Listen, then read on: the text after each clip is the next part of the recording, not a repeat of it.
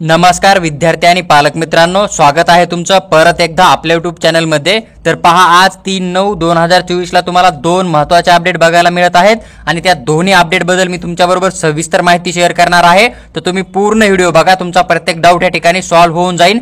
जे काय आपलं गव्हर्नमेंट ऑफ महाराष्ट्र आहे ना, तर यांनी थोड्या वेळापूर्वी एक सीईटी सेलच्या ऑफिशियल वेबसाईटवर एक अपडेट जारी केले आहे। तुम्हाला नोटीस नंबर 9 बघायला भेटते आणि अजून एक नोटीस आहे ज्यामध्ये की तुम्हाला ग्रुप सी ची इन्फॉर्मेशन मिळत आहे, जे की तुमचं बीपीटीएस, बीओटीएस आणि बीएसएलपी कोर्स आहेत समजा।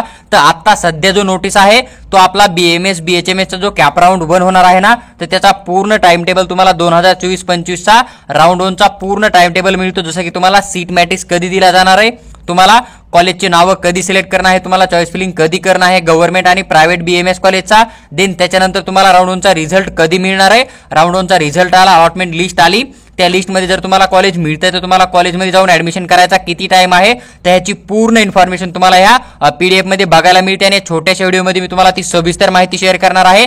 त्याचबरोबर मी तुम्हाला थोड्या वेळानंतर अजून एक व्हिडिओ शेअर करेल, त्यामध्ये तुम्हाला बीपीटीएस, बीओटीएस, बीएसएलपी, बीपीओची पण पूर्ण इन्फॉर्मेशन जी आहे ती राउंड 1 ची शेअर करेल। तुम्ही ऑफिशियली सीईटी सेलच्या वेबसाईटवर जाऊन पण ही पीडीएफ चेक करू शकता किंवा आमचा टेलिग्राम ग्रुप जॉईन करा, तुम्हाला तिथं पण आम्ही हे पीडीएफ जी आहे ती एकदम फ्री ऑफ कॉस्ट मध्ये नक्की शेअर करू। तर पहा, यांनी जो आपला बीएमएस बीएचएमएस चा फर्स्ट राउंड आहे ना, त्याची पूर्ण इन्फॉर्मेशन दिलेली आहे। जसं की आपल्याला एक सीट मॅट्रिक्स दिला जातो, बीएमएस चे गव्हर्नमेंट कॉलेज किती, त्याचबरोबर प्रायव्हेट कॉलेज किती, बीएचएमएस चे गव्हर्नमेंट कॉलेज किती, प्रायव्हेट कॉलेज किती आणि बीएमएस साठी पण दिला जातो समजा।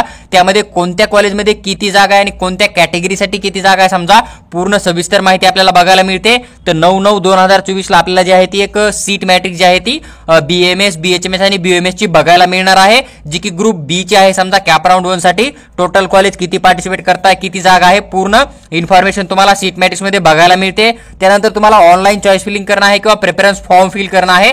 तुम्ही जर ऑनलाईन चॉईस फिलिंग करताय आणि जेवढे कॉलेज टाकताय तर त्याच कॉलेजमध्ये तुम्हाला अलॉटमेंट केलं जातं, ही पण गोष्ट लक्षात घेऊ शकता। आता एसएमएल लिस्ट जी आहे ना, तर ती एसएमएल लिस्ट तुम्हाला जी एमबीबीएस बीडीएस सोबत आलती ना, तर ते पूर्ण विद्यार्थी या ठिकाणी 100% चॉईस फिलिंग करून जे आहे ते काउन्सिलिंग मध्ये पार्टिसिपेट घेऊ शकतात। तर तुम्हाला जे काय कॉलेजचे नाव टाकणे किंवा ऑनलाईन प्रेफरन्स फॉर्म फिल करणे ना, तर तुम्हाला 9/9/2024 ते 11/9/2024 संध्याकाळी 6 वाजेपर्यंत तुम्ही हा ऍप्लिकेशन फॉर्म फिल करू शकता। चॉईस फिलिंग तुम्ही या ठिकाणी किंवा प्रेफरन्स फॉर्म जो आहे तो तुम्ही फिल करू शकतात, ही गोष्ट लक्षात घ्या। आणि जे विद्यार्थी प्रेफरन्स फॉर्म फिल करणार आहे, चॉईस फिलिंग करणार आहे ना, तर तेच विद्यार्थी सीट अलॉटमेंटसाठी एलिजिबल राहता, ही गोष्ट लक्षात घ्या। तुमचा स्कोर किती पण जास्त असो त्याचा काही फरक पडणार नाहीये।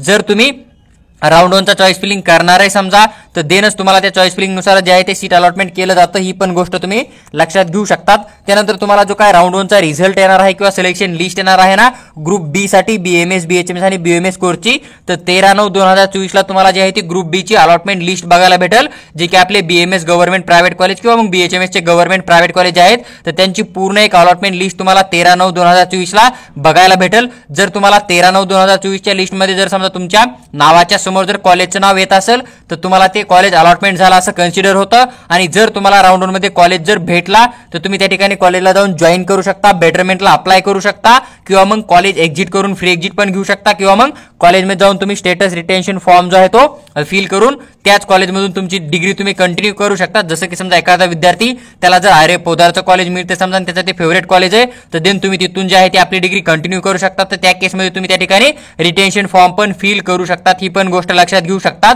तर तुम्हाला जर सीट अलॉटमेंट झालं तर तुम्ही कॉलेज जॉईन करण्यासाठी किंवा स्टेटस रिटेन्शन फॉर्म फिल करण्यासाठी तुम्हाला ऑफलाईन कॉलेजमध्ये जाणं पडतं। त्या ठिकाणी पूर्ण ओरिजिनल डॉक्युमेंट देणं पडतील, जी काय फीस राहते कॉलेजची कॅटेगरीनुसार ती फीस तुम्हाला डीडी किंवा चेकच्या फॉर्म मध्ये देणं पडतं। आणि ती तारीख जी आहे तुम्हाला जवळपास 14/9 ते 18/9/2024 संध्याकाळी 5:30 वाजेपर्यंत तुम्ही ऑफलाईन कॉलेजमध्ये जाऊन एक तर कॉलेज जॉईन करून बेटरमेंटला जाऊ शकतात किंवा कॉलेजमध्ये रिटेन्शन फॉर्म फिल करून तुम्ही त्या कॉलेजमधून तुमची डिग्री जी आहे ती कंटिन्यू करू शकतात। आणि जे काय पुढचे राऊंड कंडक्ट केले जातील तर ते जे आहे ती नोटीस तुम्हाला सीईटी सेलवर दिसून येईल समजा, जे की नेक्स्ट आउट सेकंड राऊंड होईल किंवा थर्ड राऊंड होईल किंवा स्टे वॅकन्सी राऊंड 1 होईल ना, तर त्याचा टाइम टेबल तुम्हाला भविष्यात पुढे याच वेबसाईटवर जे आहे तो दिला जाईल। यांनी या ठिकाणी पॉईंट मेन्शन केलेला तुम्हाला दिसून येतो। आणि यांनी हे पण मेन्शन केले की जे काय AA-CCC किंवा सेंट्रल गव्हर्नमेंट राहीन किंवा स्टेट गव्हर्नमेंट राहीन किंवा मग सुप्रीम कोर्ट राहीन किंवा मग जी काय आपली एमसीसी राहीन ना, तर ह्यांच्या जर डेटमध्ये काही फरक आला तर तुम्हाला हा टाइम टेबल परत एकदा एक्सटेंड किंवा मग यामध्ये कमी जास्त होऊ शकतं समजा। तर पहा, हा एक अत्यंत महत्त्वाचा नोटीस होता बीएमएस बीएचएमएस बीएमएस बद्दल, तो की अपडेट आलेला होता, तो मी पूर्ण डिटेलमध्ये एक्सप्लेन करून तुमच्याबरोबर शेअर केला आहे। तुम्हाला व्हिडिओ आवडला असेल तर लाईक करा आणि चॅनलला सबस्क्राईब करून आमच्यासोबत जोडून राहा. किंवा तुम्हाला आमची पेड काउन्सिलिंग जॉईन करणं असेल तर तुम्ही आम्हाला व्हॉट्सअपवर मेसेज करू शकता. आम्ही तुम्हाला पेड काउन्सिलिंग बद्दल सविस्तर माहिती नक्की शेअर करू. आणि पुढच्या व्हिडिओमध्ये मी तुम्हाला फिजिओथेरपी, ऑक्युपेशनल थेरपी, बीपीओ, बीएसएलपी जे आहे ना समजा, तर यांच्याबद्दल पण एक सविस्तर व्हिडिओ बनवून नक्की शेअर करेल.